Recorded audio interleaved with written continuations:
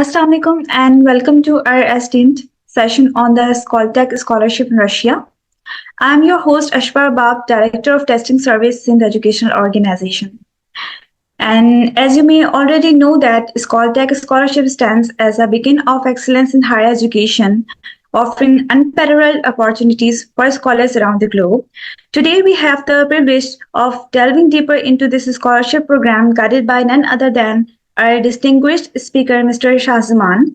And he is himself currently pursuing his MSc in finance at HSC University of Moscow from this scholarship as well.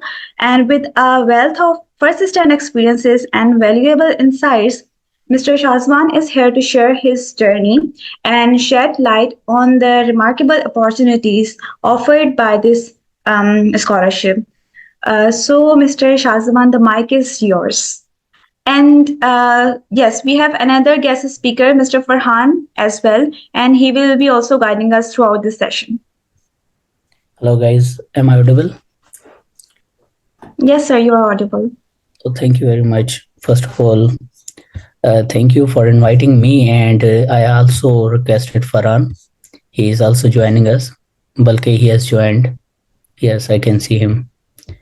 And thank you very much to all of you जिन्होंने ज्वाइन किया है.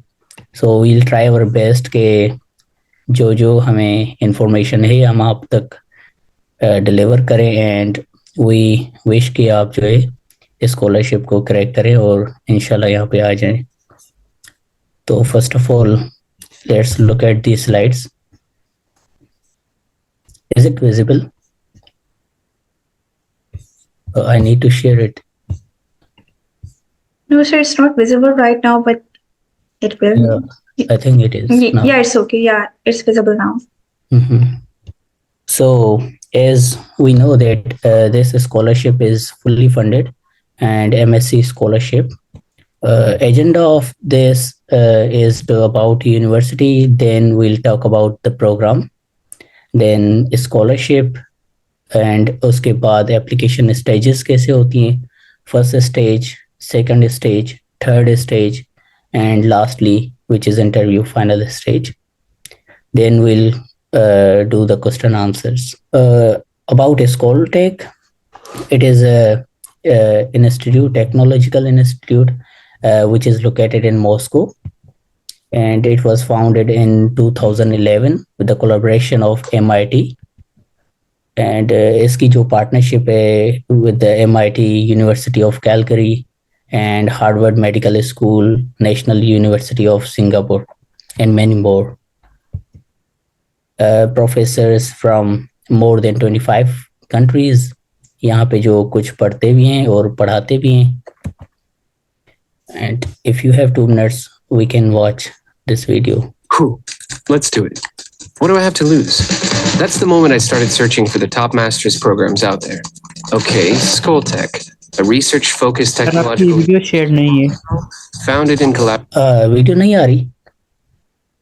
नहीं हमें सिर्फ presentation नजर आ रही है. आप वीडियो भी शेयर कर दें. Okay, sure. Whew. Let's do it. अभी आ रही है? Yes, sir, it's visible What do I right have to now. lose? That's the moment I started searching for the top master's programs out there. Okay, Skoltech. A research-focused technological university in Moscow, founded in collaboration with MIT, fully English-speaking, and they offer scholarships? Awesome.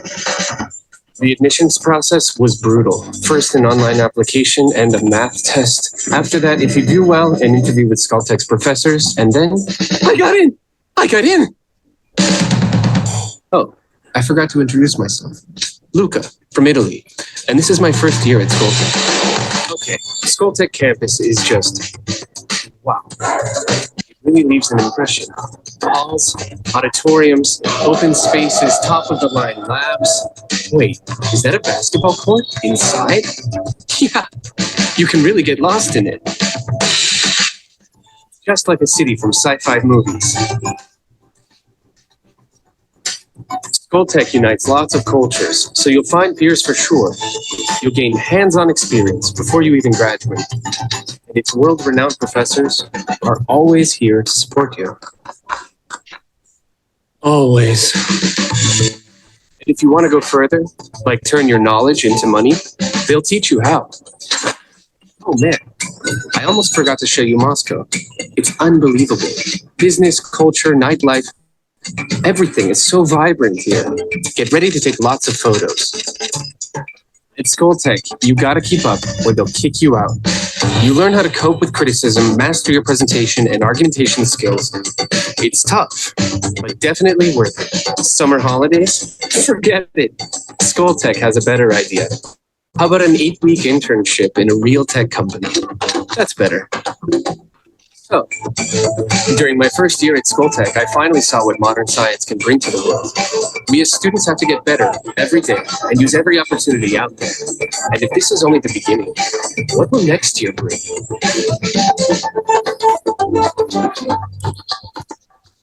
So ये video था and I hope कि आपको पसंद आया होगा Skoltech. Now these are the some programs जो कि आप इसको देख सकते हैं एक नज़र।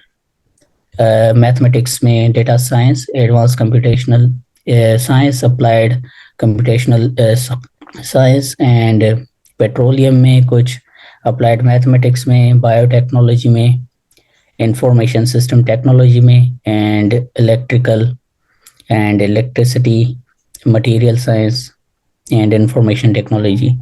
I will share these slides, but ये जो है आप सारी डिटेल इनकी वेबसाइट पे भी इजीली देख सकते हैं। Now application deadline is 11 March and to win this scholarship you will go through the 4 stages जो कि एप्लीकेशन आप सबमिट करेंगे एंड देन ऑनलाइन टेस्ट होगी, केस स्टडी होगी, फाइनल इंटरव्यू होगी, then winner will get return ticket from Pakistan to Moscow and I think after completion of the degree then they will give you the return ticket. May be semester के बीच में भी दें, will confirm from Farhan at the end. And stipend जो आपको देंगे वो 40,000 rouble per month और ये इंक्रीज भी हो सकता है। मैंने मैनेजमेंट को ईमेल की थी उनकी, तो in case you are married या आपके पास कोई और वैलिड रीज़न है तो ये इंक्रीज भी कर सकते हैं 55,000 तक। एंड मेडिकल इंश्योरेंस भी ये आपको प्रोवाइड करेंगे, अकोमोडेशन देंगे जिसकी 10 to 12,000 रूबल डिडक्ट होंगे स्टाइपेंड में से। एंड रूम जो होगा फुली फर्निश्ड होगा। अगर आप खुद खाना बनाते हैं तो you will be easily saving this amount 15,000 to 18,000 per month. Now believe me, ये जो प्रोसेस है बहुत इजी है, जस्ट आपको टाइम देना है और by the time easily complete हो जाएगा एंड इजीली आप जो है सिलेक्ट भी हो जाएंगे। फर्स्ट ऑफ ऑल सीवी, थोड़ा इसको आप जो है ऐसे मतलब एडिट कर सकते हैं कि कुछ वीडियो दे सकते हैं, शॉर्ट वीडियो। मैं प्रीवियसली भी यही कहता रहा हूँ कि दूसरों से थोड़ा मुख्तलिफ बनाना है। सीवी में एक शॉर्ट वीडियो दे दें जिसमें आप खुद अपने आप को रिप्रेजेंट करें कि देखें मैंने ये किया, ये चीज़ें की है। उससे क्या होता है आपका जो है कॉन्फिडेंस, आपकी इंग्लिश सारी मतलब पता चल जाती है इजीली। एंड मोटिवेशन लेटर में ये बहुत इम्पोर्टेंट होता है मोटिवेशन लेटर। इसके लिए मैं हमेशा कहता हूँ कि आप पहले मास्टर प्रोग्राम फाइंड करें और उसके बारे में पूरा रीड करें जो आपको करना है। देन उसके मेजर सब्जेक्ट्स जो है ना स्पेशली उसको चेक करें, उसमें कौन कौन से आप कोर्सेज पढ़ेंगे वो चेक करें। सपोज मेजर, उसमें कौन से टॉपिक्स पढ़ेंगे, वो टॉपिक्स आपके जो बैचलर के मेजर थे या बैचलर के सब्जेक्ट्स थे उससे कैसे कनेक्ट होते हैं वो कनेक्ट करेंगे आप, और वो जो है सीवी में आप दिखाएंगे। फॉर इंस्टेंस मैंने जो है अपनी बीबीए में पढ़ा था कि सिक्योरिटी एनालिसिस, उसमें कंपनी वैल्यूएशन मैंने 2-3 मेथड से सीखी थी। अब जब मैं यहाँ पे अप्लाई कर रहा था तो यहाँ पे एडवांस कंपनी वैल्यूएशन और दूसरे सब्जेक्ट्स थे, तो मैंने ऐसे कनेक्ट किया कि why I want to study in this programme, क्योंकि मेजर इनके यही थे कंपनी वैल्यूएशन यहाँ पे। तो मैंने कहा कि देखें बैचलर में मैं ये कोर्सेज पढ़ के आया हूँ, इनमें ये चीज़ें पढ़ी थी मैंने, अब यहाँ के इनको एडवांस लेवल पे पढ़ूंगा, तो इससे दोनों चीजें कनेक्ट हो गई और मैं एक पाथ पे चल रहा था। तो जो मोटिवेशन लेटर पढ़ेगा उसको एटलीस्ट ये पता चल जाएगा कि आप जो ऑलरेडी कुछ बैचलर में पढ़ के आए हैं, प्रिंसिपल पढ़ के आए हैं इसके, तो यहाँ के आप इजीली डिग्री निकाल लेंगे और अच्छे स्कोर से, और आप कुछ आउटपुट हमें भी देंगे। तो इससे थोड़ा कनेक्ट कीजिएगा मोटिवेशन लेटर को। एंड लास्ट में ये भी बताइएगा कि जॉब अपॉर्चुनिटीज आपकी क्या होंगी। ये आपको इजीली वहीं वहीं पे मिल जाएगा, जो प्रोग्राम होगा आपका स्कूलटेक वेबसाइट पे। लास्ट में ये आपको बताएंगे कैरियर अपॉर्चुनिटीज क्या हैं। तो उसमें जो भी कंपनीज होंगे उसको रिफ्रेश करें आप, और उनको कहें कि इन कंपनीज में मैं यही रोल करूंगा। तो ये बहुत अच्छा हो जाता है। एंड टू द पॉइंट होना चाहिए। एक A4 पेज बहुत है। अगर दो हो जाते हैं तो कोई बात नहीं, बट एक है तो बहुत है, क्योंकि हजारों स्टूडेंट होते हैं, सबका रीड करना, और वो थोड़ा टाइम देते हैं रीड करने को। स्टार्टिंग में इंटरेस्टिंग होता है तो पूरा रीड कर लेंगे आपका। And then 2 recommendation letter, transcript and degree. And if you have TOEFL और IELTS it will be good. Otherwise उन्होंने कोई स्पेसिफिकली बताया नहीं है कि आपको होना चाहिए। मैंने जो अप्लाई किया था वो इंग्लिश प्रोफिशिएंसी से किया था, एंड आई थिंक फरहान ने भी इंग्लिश प्रोफिशिएंसी से ही किया था। जो कि आप अपने एग्जाम डिपार्टमेंट में जाएं और उनको कहें कि आई नीड दिस सर्टिफिकेट, वो विद इन 3 days आपको दे देंगे। उसमें जैसे यही लिखा होता है कि you have completed your bachelor in English. जो भी थे प्रोग्राम सब इंग्लिश में थे। ये थी फर्स्ट स्टेज। अब सेकंड स्टेज, जब आप फर्स्ट स्टेज में सिलेक्ट हो जाएंगे तो सेकंड स्टेज आपको वो टेस्ट लेंगे। टेस्ट के लिए वो आपको सिलेबस देंगे, हर एक चीज देंगे। जिस टॉपिक में से टेस्ट होगा आपको ये जो है यहाँ से लिंक से या वेबसाइट से सैंपल मिल जाएंगे, पास्ट पेपर, हर एक चीज मिल जाएगी। But do not compromise on rule. Believe me, ये जो सॉफ्टवेयर होगा आपका AI पे होगा। अभी तो उन्होंने एडवांस किया है थोड़ा बहुत, और वो सारा आपको डिटेक्ट करेगा आप कहाँ देख रहे हैं, मूव कैसे कर रहे हैं, आपकी आंखें कैसे मूव कर रही हैं, कोई साउंड है बैकग्राउंड में या कुछ है, या आप चीटिंग तो नहीं कर रहे। सारी कैमरा पे, वो माइक पे हर एक चीज नोट करेगा, और ऑटोमेटिक उनको नोटिफिकेशन भेजता जाएगा अगर कोई अगेंस्ट रूल जाती है तो।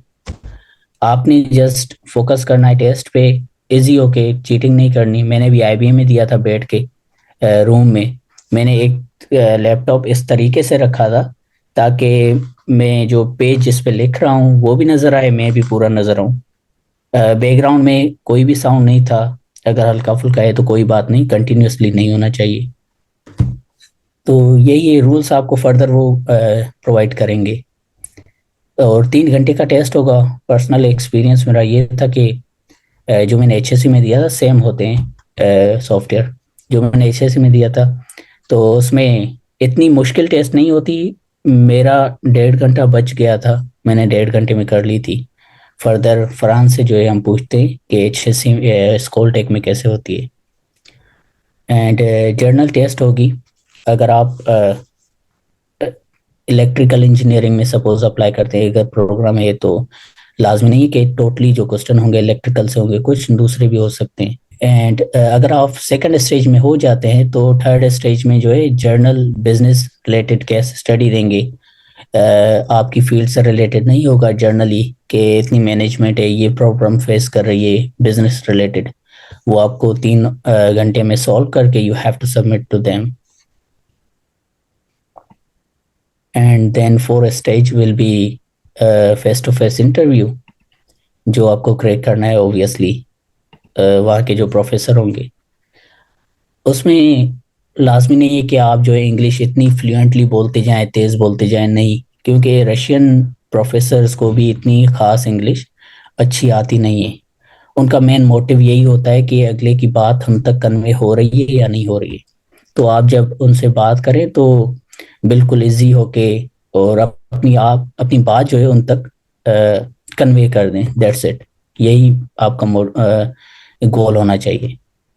और इसके बाद अब वो आपसे क्वेश्चन कर सकते हैं। क्वेश्चन कैसे कि अगर आप, क्योंकि आईबीएम में जो इंजीनियरिंग बैकग्राउंड से होते थे उनका प्रोजेक्ट होता था लास्ट में, तो आपसे वो प्रोजेक्ट के बारे में क्वेश्चन कर सकते हैं कि आपने प्रोजेक्ट कौन कौन सा किया था, और लास्ट फाइनल प्रोजेक्ट क्या था, उसमें क्या क्या, और उसी को आगे चल के आप फर्दर उस पे काम करेंगे या कोई और, अगर कोई और करेंगे तो क्यों और कैसे करेंगे वो, और हमारे जो कोर्सेज हैं इसमें जो कौन से सब्जेक्ट्स हैं आपको हेल्प करेंगे उस प्रोजेक्ट को कंप्लीट करने में। तो ये सारी चीज़ें आपको प्रिपेयर करनी है और इससे ही क्वेश्चन होंगे। और रिसर्च आप इंटरेस्ट दिखा सके उनको इम्प्रेस कर सकते हैं कि बैचलर में देखे मैंने ये प्रोजेक्ट किया था, उसका ये आउटकम था। अब क्योंकि मुझे मास्टर्स के कोर्सेज की इंफॉर्मेशन सॉरी नॉलेज अभी नहीं है, तो मैं जब पढ़ूंगा तो इसको ऐसे आगे ले चलूंगा। तो in last, if you are winner of this scholarship, just thanks to Allah, and आप एटलीस्ट ये गोल सेट कीजिएगा कि पाकिस्तानियों की एटलीस्ट 10 स्टूडेंट को कहीं फॉरेन में, अब्रॉड में स्कॉलरशिप में हेल्प कीजिएगा। अगर नहीं तो believe me, Allah has better plans for you. So now I would like to ask Farhan, please go on. Hello, Yes. Hello, am I Farhan. audible or not? Yeah, you are. Okay, well, hello everybody. I am Farhan. Thank you so much, Mr. Zaman, for inviting me here. First of all, I want to appreciate to this platform where you gather all these youngsters to invite for this scholarship. Hopefully, I will convey all the answers of your questions. So, first of all आपने एक बहुत अच्छी presentation बनाई हुई थी, तो I hope students को ये चीजें क्लियर हो ही गई होंगी। तो मैं स्टूडेंट से यही कहूंगा कि अगर आपको कोई क्वेश्चन है इससे रिलेटेड तो वो डायरेक्टली मेरे से पूछ लें, मैं आपको कन्वे कर देता हूँ। सबसे पहले मैं अपने आप को थोड़ा इंट्रोड्यूस करवा दूं। मैं स्कॉलटेक में करंटली पढ़ रहा हूँ, अभी सेकंड ईयर मास्टर में मेरी चल रही है एडवांस मैन्युफैक्चरिंग टेक्नोलॉजी में। तो मेरा 2022 में मेरी से हुई थी, सिलेक्शन हुई थी। तो स्पेशली अगर आपके पास कोई क्वेश्चंस है रिटन टेस्ट के हवाले से, वाइवा के हवाले से, या कोई भी इस डॉक्यूमेंटेशन के सिलसिले में, तो आप विदाउट हेजिटेशन आप पूछ सकते हैं, मैं आपको रिस्पॉन्ड करूंगा। पार्टिसिपेंट्स, अगर आपको कोई भी क्वेश्चन है तो काइंडली हैंड रेज करें, फिर मैं आपकी माइक अनम्यूट करूंगा तो फिर आप क्वेश्चन आंसर कर सकते हैं। जी अस्सलाम वालेकुम। वालेकुम अस्सलाम। जी सर, ये स्कॉलरशिप पीएचडी के लिए है? मतलब अगर कोई बंदा पीएचडी के लिए अप्लाई कर दे तो ये स्कॉलरशिप सिर्फ एमएससी वालों के लिए है या सिर्फ पीएचडी वाले भी अवेल कर सकते हैं? जी ये बहुत है, मास्टर के लिए भी है, पीएचडी के लिए भी है। आप मास्टर में भी अप्लाई कर सकते हैं। अगर ऑलरेडी मास्टर हुई है, आपका प्लान है वंस अगेन मास्टर करने का, तो भी ऑप्शन है, और पीएचडी वालों के लिए भी ऑप्शन है। पीएचडी की अभी डेडलाइन मतलब मार्च की डेट है, तो अगर आप मास्टर कंप्लीट हुई है तो आप पीएचडी में भी कर सकते हैं। और अगर आप दोनों में करना चाहते हैं तो भी ये ऑप्शन है कि कुछ स्टूडेंट्स करते हैं कि मास्टर वो सोचते हैं कि शायद इजी है सिलेक्शन प्रोसेस, वो मास्टर में भी कर देते हैं, पीएचडी में भी कर देते हैं। तो ये अप टू यू, अगर आप दोनों में करना चाहते हैं, पीएचडी का भी एक ऑप्शन आपके पास है। अच्छा सर, और सर जो सिलेक्शन क्राइटेरिया है तो पीएचडी और एमएससी दोनों का सेम है? नहीं, एक्चुअली मास्टर का जैसे जमान भाई ने प्रेजेंटेशन में शो किया है, 3 स्टेजेस होते हैं। पहला आपका रिटन टेस्ट होगा, उसके बाद आपका दूसरा केस स्टडी, वो भी एक रिटन टेस्ट ही होता है। थर्ड स्टेज जो आपका होता है वो वाइवा होता है। बट पीएचडी में आपका डायरेक्ट इंटरव्यू होगा, उसमें रिटन टेस्ट कोई भी नहीं होता। रिटन टेस्ट जो पहले मास्टर में फील्ड का होता है और जो जनरल होता है, वो दोनों बाईपास कर देते हैं, डायरेक्ट इंटरव्यू लेते हैं। Okay, got it, thank you so much sir. Welcome. अस्सलाम वालेकुम। मुझे ये बताएं कि रशियन गवर्नमेंट स्कॉलरशिप है और ये स्कॉलरशिप, इन दोनों में से बेनिफिट्स जो हैं वो किसके ज्यादा हैं, और अगर दोनों में हम अप्लाई कर सकते हैं क्या? प्लीज आप माइक बंद करेंगे, नॉइस शो आ रहा है आपका, और क्वेश्चन दोबारा रिपीट कीजिएगा प्लीज। आपका बैकग्राउंड में नॉइस आ रहा था किसी का, समझ नहीं आया क्वेश्चन आपका। Sir we have questions in chat also. Okay, let me check. what's the difference between Russian government scholarship and this scholarship? Russian government Skoltech scholarship जो है ये गवर्नमेंट स्कॉलरशिप नहीं है, ये पहले आपको क्लियर कर दूं। ये मतलब यूनिवर्सिटी की तरफ से है। वैसे तो रशिया में और बहुत सी स्कॉलरशिप्स हैं, ओपन डोर स्कॉलरशिप है और दूसरी हैं, बट जो स्कॉलटेक की स्कॉलरशिप है ये यूनिवर्सिटी की तरफ से है। तो अगर मैं बात बताऊं कि बेनिफिट्स किसमें ज्यादा है, तो रशियन गवर्नमेंट के बारे में मुझे नहीं पता, लेकिन मुझे अपनी यूनिवर्सिटी का पता है कि ये 45,000 देते हैं, 40,000 जो इनिशियली देते हैं और 45 बाद में देते हैं। और जो HSC के ये इतना सेंट पीटर्सबर्ग भी गया था, उधर भी यूनिवर्सिटीज में काफी देखा, ओपन डोर्स में जो होती हैं वो इतना ज्यादा स्टाइपेंड्स नहीं देते, 10,000 15,000 होता है हार्डली। बट स्कॉलटेक का जो है ये मेरे ख्याल से तो ये तकरीबन मैक्सिमम है मॉस्को की यूनिवर्सिटी में। तो बेनिफिट्स के हिसाब से स्कॉलटेक मुझे तो बहुत बेहतरीन लगी है। आपको स्टाइपेंड बहुत अच्छा मिलेगा, आपका मेडिकल इंश्योरेंस इधर है, आपको जो एयर टिकट है वो प्रोवाइड की जाएगी जब पाकिस्तान से इधर आएंगे, और इधर से जब लास्ट वीक वापस आप जाएंगे।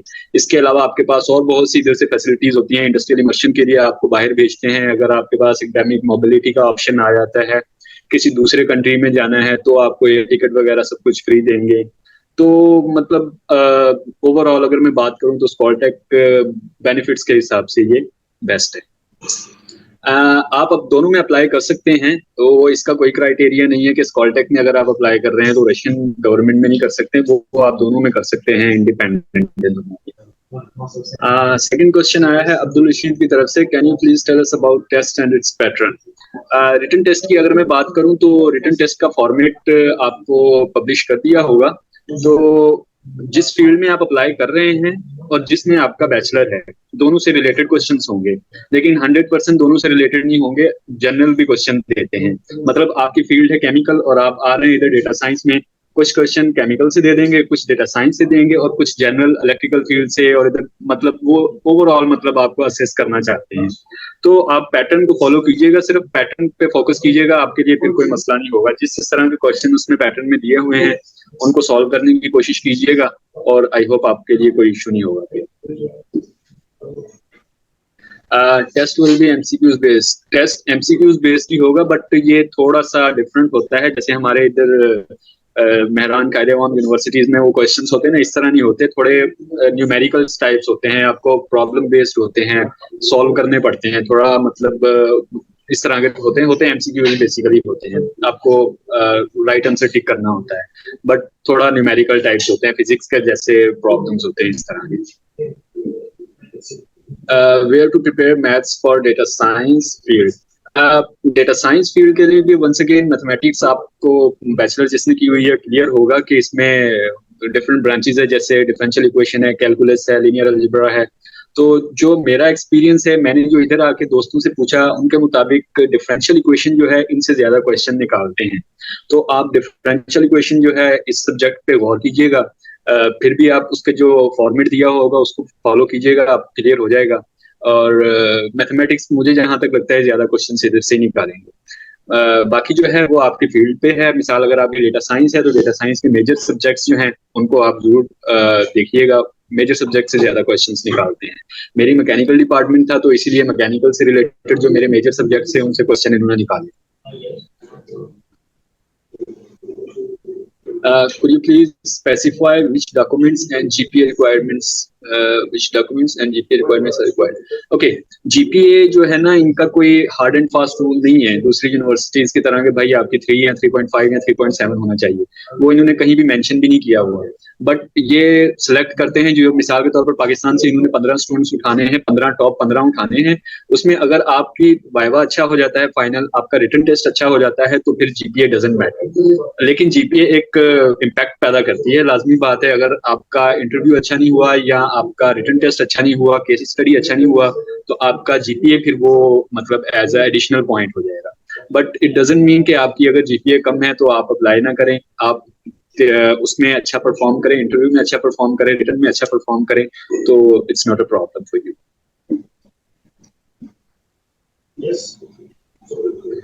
Can we apply on final transcript? हाँ श्योर, आप कर सकते हैं। अगर आपके पास अभी तक डिग्री नहीं आई, आप ट्रांसक्रिप्ट में अप्लाई कर दें, और उनमें यूनिवर्सिटी में एक होप सर्टिफिकेट होता है, वो आप यूनिवर्सिटीज की तरफ से लेकर वो इनको सेंड कर दें।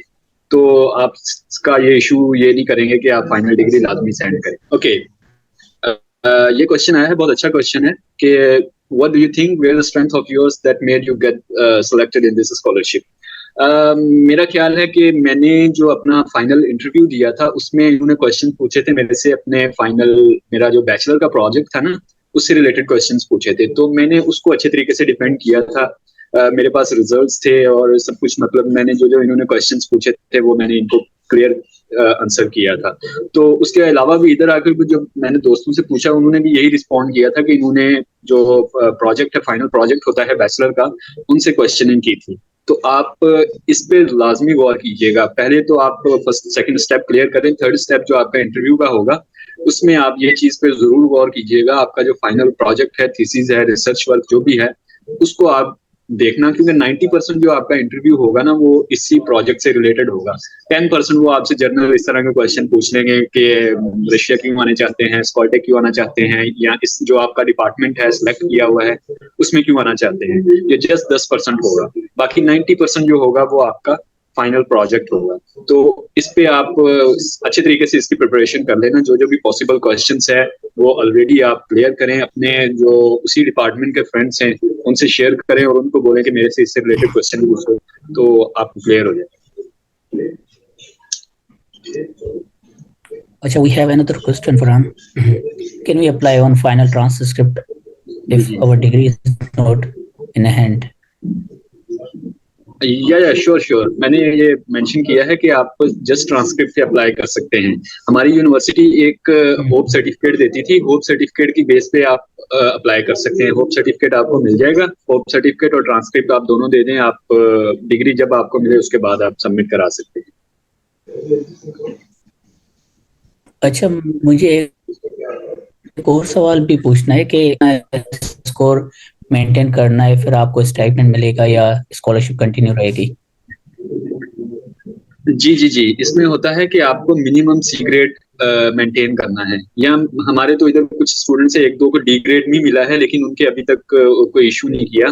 बट यूनिवर्सिटी मतलब उन्होंने कोई वैलिड रीजन दे दिया होगा। अगर तो आप वैलिड रीजन दे देते हैं कि मैं थोड़ा हेल्थ इशू था या इस तरह का कोई इशू था, तो डी ग्रेड पे आपको फिर कर देंगे, मतलब लीनियंट हो जाएंगे। अदरवाइज उनकी रिक्वायरमेंट होती है कि एटलीस्ट सी ग्रेड आना चाहिए आपका। Sorry, C grade and D grade in percentage? जी, ये इन्होंने पैटर्न का दिया हुआ होता है हर कोर्स का। 86 प्लस जो होता है उससे ए स्टार्ट होता है, 76 प्लस से बी स्टार्ट होता है और 66 प्लस से सी स्टार्ट होता है। इस तरह इनकी ग्रेडिंग होती है। जी। Sir, we have another question in the chat box that is, kindly tell me about the case study. Yeah, case study, it's quite simple as comparison to other two tests like written and viva, but still once again it's a test, आपको इसको clear करना होगा। इसका journal देते हैं, आपको type करना होता है, इस पे पीसी पे टाइप करना होता है, MS वर्ड की फाइल बना के सेंड करनी होती है।